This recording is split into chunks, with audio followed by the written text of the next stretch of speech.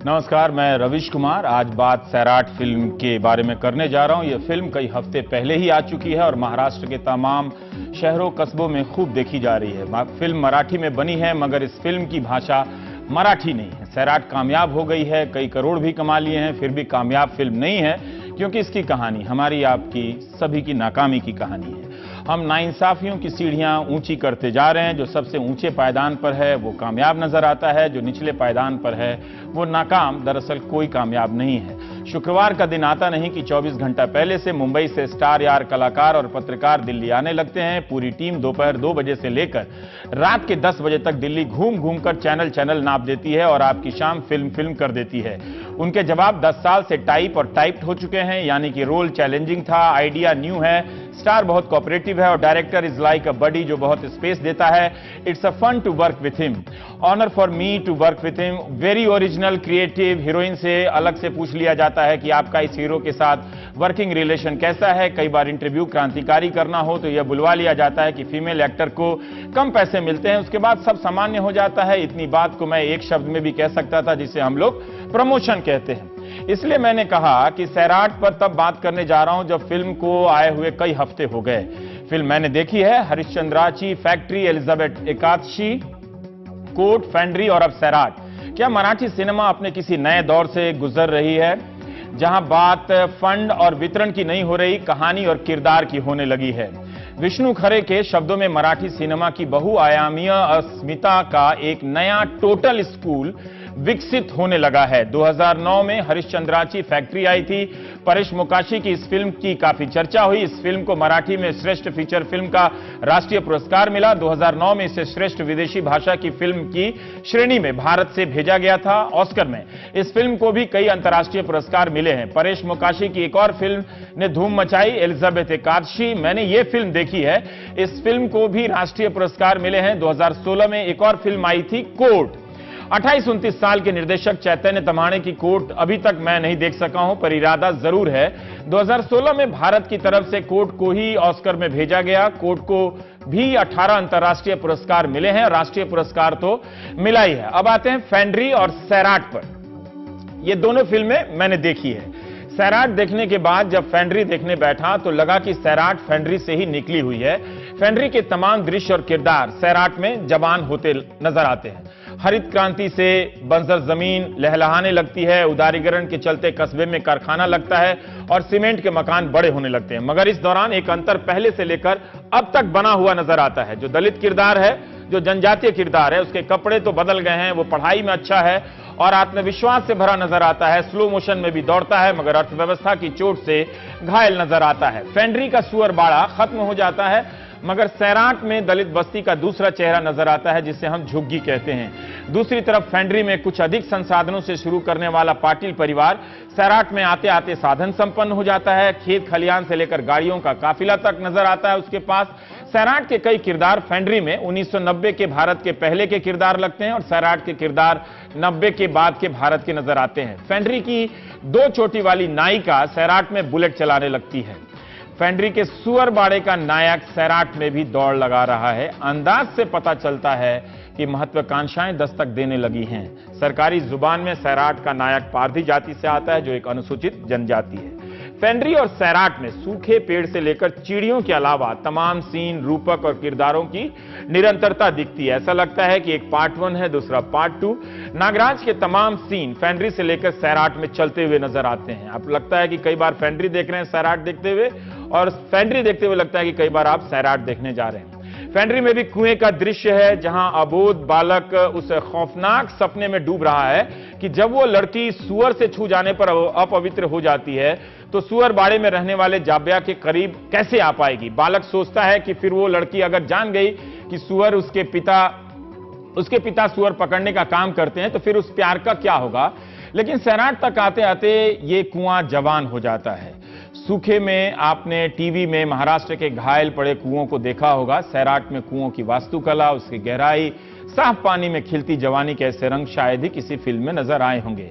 सैराट का कुआं फैंड्री के सुअरबाड़े के लड़के को कूदने के लिए आमंत्रित करता है, उसी कुएं में जहां सैराट की आर्ची घोड़े पर सवार होकर अपनी सखियों के साथ नहाने आती है।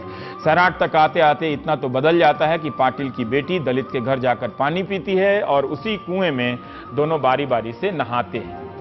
कई लोग फिल्म पर सवाल कर रहे हैं तो कई लोग फिल्म देखने के बाद समाज के उस चेहरे के सामने खुद को खड़ा पाते हैं जो उनके लिखने बोलने से नहीं बदला। मैं आपके सामने उन विश्लेषणों के चंद हिस्सों को पेश करना चाहता हूं। एक पूरे लेख से एक टुकड़ा चुनना खतरे से खाली नहीं है, मगर टीवी की मजबूरी है। ये खतरा इसलिए उठा रहा हूं ताकि आप देख सकें कि कुछ लोगों ने फिल्म देखने के बाद इसे लिखते वक्त फिल्म को कैसे देखा है। पहली टिप्पणी वरिष्ठ साहित्यकार विष्णु खरे जी की है। वो लिखते हैं कि क्या दर्शकों ने सिर्फ उस सुपरिचित लगभग टपोरी पहले घंटे को चाहा? क्या उन्हें बीच का दिलवाले दुल्हनिया ले जाएंगे स्पर्श अच्छा लगा? क्या उन्हें कस्बाई माफिया द्वारा नायक नायिका को चेस करने और उस पलायन में पराजित होने का आनंद आया? क्या वो आंध्र प्रदेश में अपने आदर्शवादी पवित्र नायक नायिका के सफल संघर्ष से खुश हो गए? क्या वो जानना चाहते थे कि बाद की सुख स्वप्न जैसी जिंदगी ना चले? फिर ये दर्शक है कौन?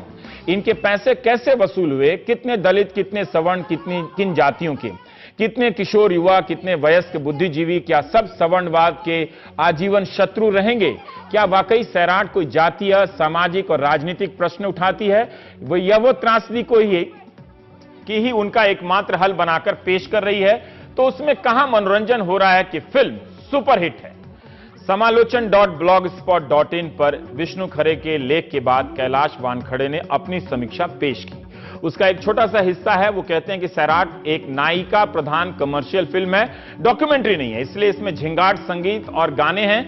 लेकिन यह आम फिल्म नहीं है। आप इसे किस जगह से खड़े होकर देख रहे हैं, क्या देख रहे हैं? एक अदना सा दृश्य, दो शब्द, बर्ताव, चेहरे के भाव तय कर देते हैं पूरी फिल्म के उद्देश्य को। अब दलित को गाली देना उतना सरल नहीं रहा, तो वे अपनी घृणा की अभिव्यक्ति इस तरह से बदले हुए शब्द, बर्ताव और हाव भाव से प्रताड़ित करते हैं।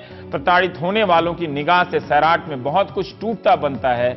यह समझ पाना मुश्किल है, क्योंकि जहां सर्वज्ञ से भरा हुआ ज्ञान है, वहां अभी तक जिस तरह से जाति आई है फिल्मों में, उस तरह से इसमें जाति सामने नहीं आती है। इसमें तो वह बिना बड़बोलेपन से, गाली से, भाषण से नहीं आई, वह चेहरे पर, उसके व्यवहार में परिलक्षित होती है। थोड़ी मुश्किल हिंदी है, पर आप समझ रहे होंगे कि क्या कहा जा रहा है।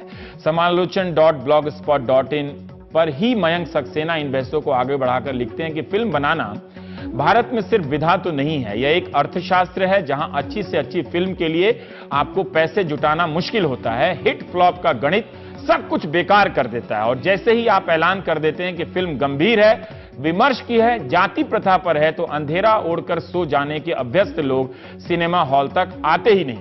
नागराज मंजुड़े को इस बार पुरस्कार के लिए फिल्म नहीं बनानी थी, आपकी आंखों में जबरन ड्रॉप से सच डालने की थी। जानकीपुल.com पर सुदीप्ति सत्यानंद ने भी सैराट की समीक्षा लिखी है। शायद कोई बड़ी फिल्म संपूर्ण ना होते हुए भी इसलिए बड़ी हो जाती है कि उसे देखने के बाद लोग फिल्म के बारे में कम, समाज और अपने बारे में ज्यादा सोचने लगते हैं। तो सुदीप्ति लिखती हैं कि मुझे इन सवालों से क्या मतलब, मैं सैराट क्यों देखी, सैराट मराठी से क्यों देखी, सैराट में मराठी आती नहीं, भारतीय भाषाओं की फिल्म का कोई खास शौक नहीं, फिर क्यों इतनी उत्सुक हो गई थी? लोगों से तारीफ सुनकर क्या मुझे देखने के लिए मजबूर करने के लिए एक सूचना भर काफी थी। नागराज मंजुड़े को हिंदी सिनेमा में कई ऑफर मिले, पर उन्होंने अपनी मातृभाषा में फिल्म बनाते रहना चुना। मैं ऐसे व्यक्ति का सिनेमा देखने के लिए सहज उत्सुक थी। उसकी जिद है कि मेरा काम देखने के लिए तुम मेरी मातृभाषा में आओ, और जब सैराट मुझ पर इतनी छाई गई है तो लिखती हूं कि क्या देखा। जयंत पवार ने मराठी में इसकी समीक्षा लिखी है, जिसका हिंदी अनुवाद भारत भूषण तिवारी ने किया है। जयंत इस फिल्म से अभिभूत नहीं है, लेकिन खारिज भी नहीं करते। जो सवाल उन्होंने उठाए शायद वो फिल्म के साथ साथ इस समाज से भी हैं जिससे हम और आप रहते हैं जहां। तो जयंत लिखते हैं कि शोषण सभी जातियों में है, और हर जाति अपने से नीचे वाली को तुच्छ समझती है, और विवाद संबंध की बात होने पर हैवान बन जाती है। ऑनर किलिंग हर जाति में होती है, और ऐसे अनेक उदाहरण महाराष्ट्र में घटे हैं। इसलिए बहुजन कलाकारों को यहां से आगे यथार्थ से भिड़ते हुए शोषण की इन भीतरी सिलवटों का बहादुरी से सामना करना होगा। सैराट ने यह चुनौती स्वीकार नहीं की, मगर आगे की राह जरूर स्पष्ट की है। कोई दूसरा हमारे साथ अन्याय करता है, इस यथार्थ में सुविधा है मगर हम खुद अपने आदमियों के साथ अन्याय करते हैं, यह दिखाना आसान नहीं होता। कोई जाति को लेकर बात कर रहा है, कोई नायक नायिका को लेकर, कोई आर्थिक विकास के चेहरों को लेकर बात कर रहा है, तो कोई फिल्म की कमाई को कि एक मराठी में बनी फिल्म ने कैसे 80 करोड़, 90 करोड़ या 100 करोड़ कमा लिए।